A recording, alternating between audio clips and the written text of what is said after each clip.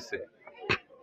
আমরা সকালবেলা হয়েছে এইভাবে কবর থেকে লাশ বের করে নেওয়া হয়েছে। এটা হচ্ছে কাপড়ের নমুনা।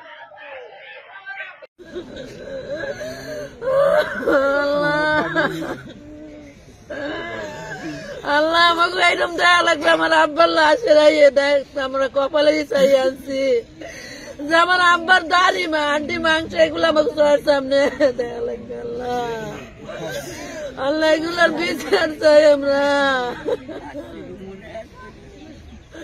আমরা ছোটবেলার তাই দেয় নাই। আমার আব্বা কোনো খারাপ কাজ করছে? আমার আব্বা খারাপ পথে চলছে?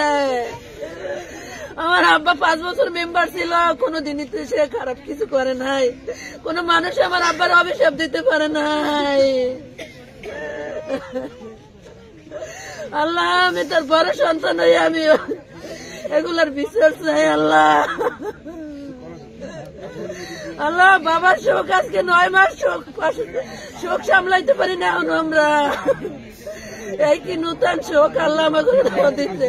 সকালবেলা আমার ছোট চাচা ফোন দিছে 6টা বাজে। আমি মনে করছি কি আমার মা অসুস্থ, সে আরো বেশি অসুস্থ হয়ে পড়ছে। পরে আমি ফোন ধরে বলে কি যে কাকা মা কি অসুস্থ হয়ে পড়ছে?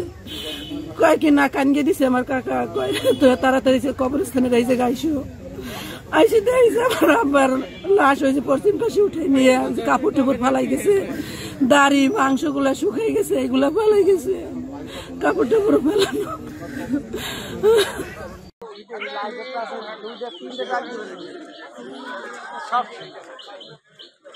বন্ধু ভাই